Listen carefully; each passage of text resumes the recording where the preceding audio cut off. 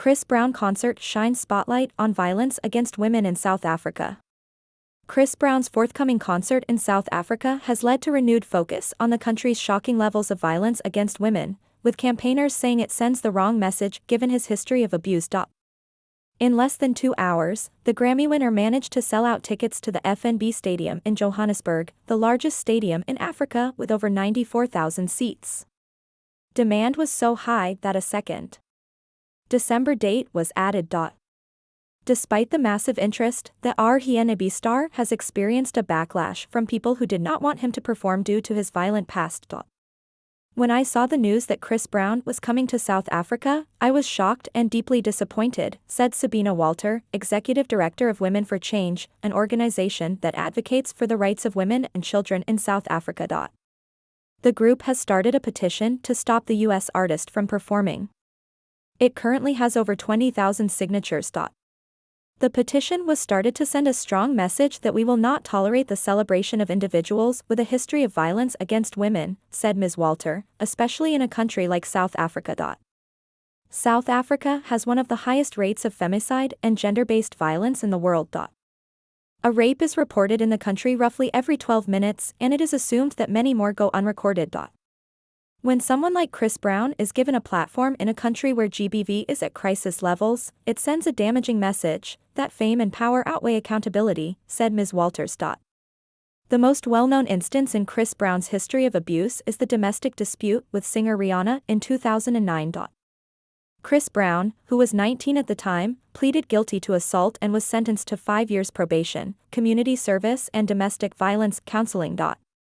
Although Rihanna forgave him and the pair briefly dated again after the incident, Chris Brown has also been accused of violence by other women and men. Women for Change says it wants to know how the Department of Home Affairs could grant a convicted abuser a visa. For Ms. Walter, the decision is concerning and indicative of a systemic failure. According to South African law, having a previous conviction can result in a visa being denied. But there can be an exception for good cause, and those are cleared by the Director General of the Department of Home Affairs. Chris Brown has previously been banned from entering other countries, including the United Kingdom, Australia, Canada, and New Zealand, although he has subsequently gone on to play in the UK and elsewhere in Europe. But his South African fans are undeterred. Former University of Cape Town Vice-Chancellor Professor Mamokgethi Phakeng shared on X that she would be attending the Chris Brown concert. I am totally against GBV and condemn it. I believe that those who perpetrate GBV should face the full might of the law without exceptions or leniency. But let me be clear, just in case the message didn't sit well, I am going to attend Brown's concert if he comes. These two things are not mutually exclusive. To suggest that enjoying a concert aligns you with every past action of the artist is, at best, simplistic and, at worst, intellectually dishonest, she said. Professor Phakeng explained that music is bigger than the individual. She added that boycotting Chris Brown's concert wouldn't end GBV in South Africa. Although this is not Chris Brown's first concert in South Africa, there is huge excitement among his fans. One said on X, Chris Brown coming to South Africa? I'll take a loan for a meet and greet. Chris Brown, you don't know us yet, but my wife and I will be those 2 microscopic fans in the stands.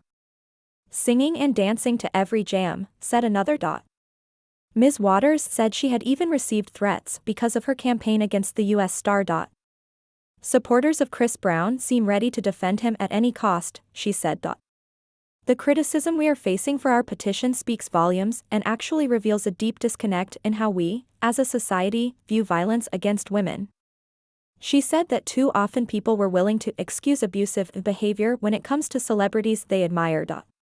Selective outrage is dangerous because it perpetuates the rape culture and high levels of violence women face every day, said Ms. Walters. President Cyril Ramaphosa accepts that South Africa has a huge problem with gender-based violence, and in August, he called on the country's men to take a stand. Our ultimate goal is to end gender-based violence altogether, he said. Yet this goal remains a distant one. Little has changed 5 years after he called for action to tackle the country's rape crisis. This year alone, Women for Change has honored over 200 women who have lost their lives to femicide. This fight isn't just about this concert. It's about changing the narrative in South Africa, where abusers are held accountable and where violence against women is never excused, overlooked, or forgotten.